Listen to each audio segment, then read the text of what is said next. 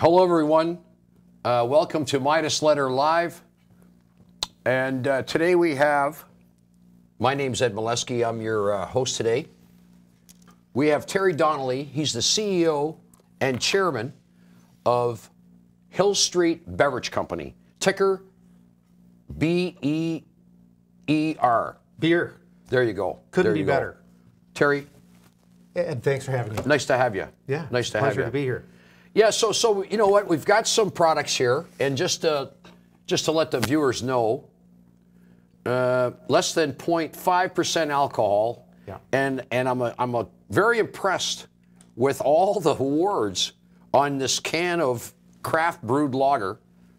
And you've been involved with this for quite a while now. Well, I joined the company about 18 months ago, and the company's been around about 10 years. So I actually joined a company that was a bit of a turnaround situation.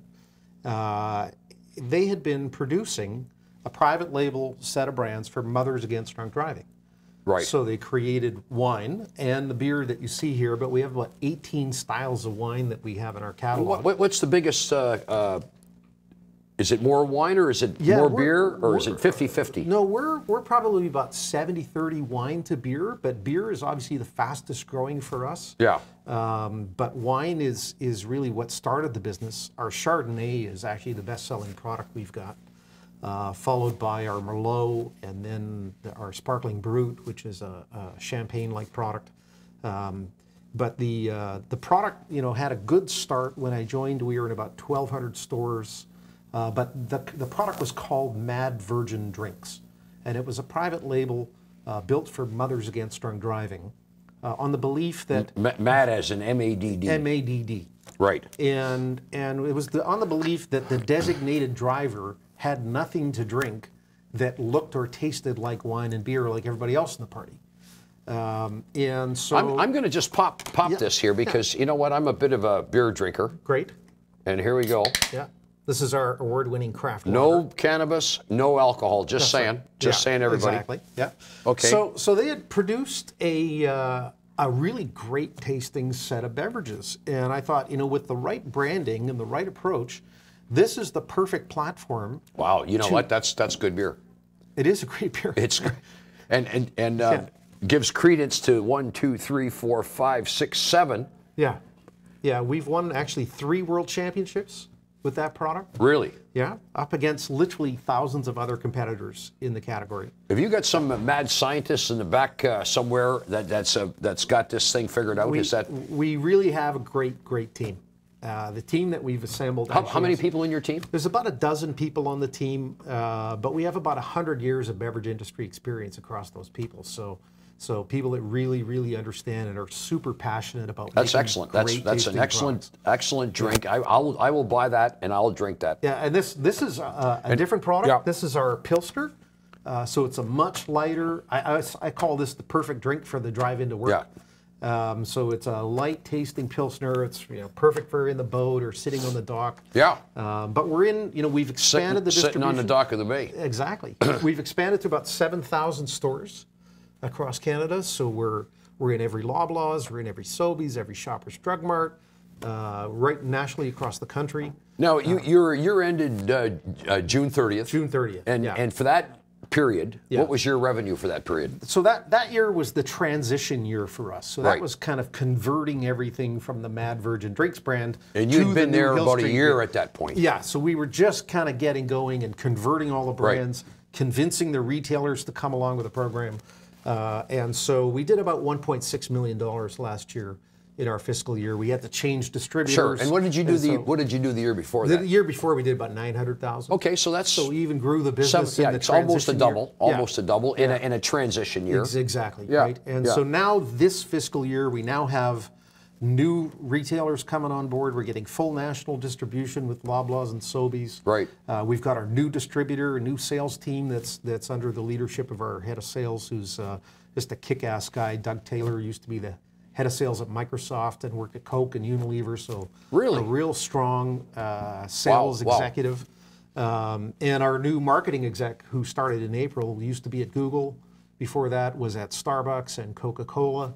So a guy who really understands the beverage space and digital marketing. Hey, as so, well. so you got some beer products and you got Yeah. some wine products. Now, I understand you won some fairly prestigious awards Yes. in, Yeah, so- in California. Yeah, so our Cabernet Sauvignon actually won a double gold medal at the San Francisco International Wine Your Challenge. Cabernet Sauvignon, Our Cabernet Sauvignon. alcohol-free. Alcohol-free, 0% alcohol in all of our wines. That's the first time ever that a non-alcoholic wine has won a double gold medal in the San Francisco competition, which is the equivalent of the World Championship of Wow. wine. It's the biggest wine competition in the world. There's almost 5,000 wineries that compete from all over the globe.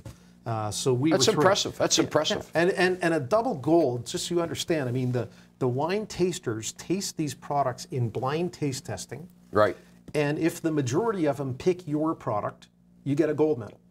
But if they unanimously choose your product in blind test testing, so you have no idea whose wine they're drinking, what label is, we won a double gold for the Cab Sauv. So a unanimous selection against literally, what would be probably hundreds of competitors from around the world. And what would a bottle of that wine sell for? I think we sell for $16 a bottle.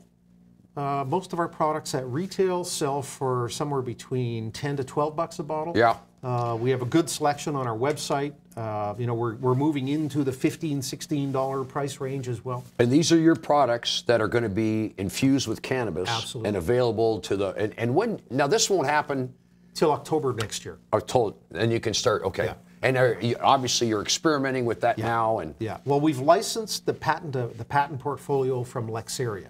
So their technology allows us to take cannabis, make it an odorless and tasteless powder, which is water soluble, and then it's really fast acting. So you feel it almost instantly, and you get the full onset within about 15 minutes. So you don't get that 2-hour delay that you get from will you have a edibles. beer that has some THC and then one with a CBD? Absolutely. So- We actually see there's 3 big buckets that are an opportunity for beverages. So obviously beer and wine is for that adult social occasion. Sure, Right? sure. It's for enhancing your life. You come home from work, Yeah. you have a beer. Yeah. Makes your Yeah. arrival home a little better. Then you have some wine with dinner. It enhances your meal. So we call it that enhancement moment, right? Then there's the therapeutic bucket, right? Which is I'm looking for pain relief. Yes. I'm looking for sport recovery. I'm looking to enhance Looking for my psychological relief. Exactly. Those kinds of stress reduction. So that what we call a functional beverage is a beverage you drink that has a purpose attached to it.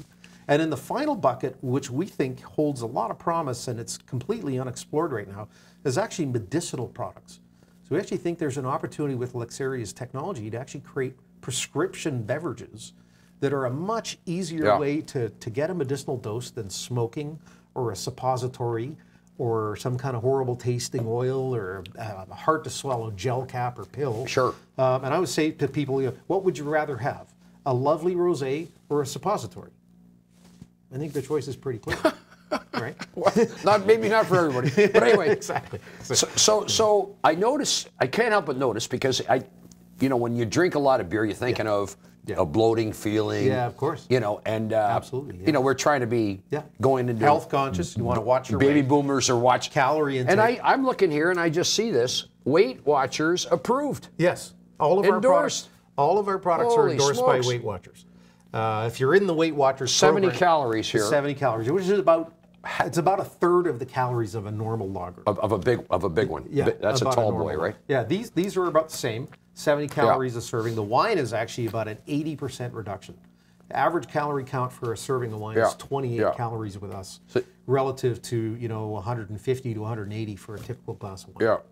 Yeah. So you've got about 85 million shares. So I do some quick math. You're capped at about 12, 13, 14 million dollars. Yeah, where I think market cap right now is about 15 million. Okay, 15 million bucks. You got $2 million in the bank. Yeah. You did $1.6 million. Yeah.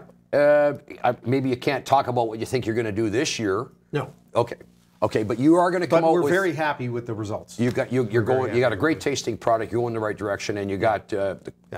We applied for our license. I just want to ask you. You're coming out with your June, your first quarter. Yeah. Which is going to be out when? This week. Okay. Oh yeah. Okay. This week. Yeah. Okay. Yeah. So well, we're going to pay attention, but go ahead. We've applied for our cannabis license with Health Canada. You know, we hope to get that sometime at the end of first quarter, early second quarter of 2019. We hope that'll give us lots of time to be able to formulate, make sure we've got the right dosage levels, make sure we've got the right mix of products, and we're kind of in the final stages of sorting out distribution and being able to ensure that we can address if licensed retailers like an Alcanna or an LCBO, if they will handle beverages, or if beverages will be in liquor stores or beer stores, or if they'll be in dispensaries. So we've got to have a number of options, a number of scenarios that we're planning for to make sure we can address the cannabis marketplace properly. How many different countries are selling these products right now? Are they? Is it all Canadian? We are just in Canada right now. Just in Canada. We're just in Canada. And any plans to get into the U.S.? I mean, we'd have to have a much bigger base of business to work from. So we believe the right strategy is to go after the cannabis marketplace. Canada will. We think it's going to be federally legal and distributed across Canada with enough of a base before the American marketplace becomes federally legal, which is the precursor to us entering that marketplace. We're listed on the Toronto Stock on the Venture Exchange. Yes. So we can't have operations in the U.S. until it's federally legal in the States. But we think that's an opportunity for us to build scale and to actually really get the team humming and firing on all cylinders before we get into the U.S. market. Yeah. I think it took Molson 185 years before they entered the American marketplace. So we'll do it much faster than that. Terry, is there anything you want to add? Well, I just hope, you know, it's the perfect season right now for people that are hosting parties to consider having non-alcoholic products as an alternative, especially with people, you know, that now that cannabis is legal, you don't want to be mixing alcohol and cannabis because that kind of sends people off in a direction they may not want to go. It's a great tasting beer. Great tasting beer, great tasting wine. Make sure you stock up with a lot of it this Christmas. Yeah, okay. Well, there you go, folks. The ticker is BEER. Beer. It's the perfect ticker symbol. No kidding. Yeah. Anyway, great product. Great to have you on the show. And thanks very much. Okay. Pleasure. Thank you.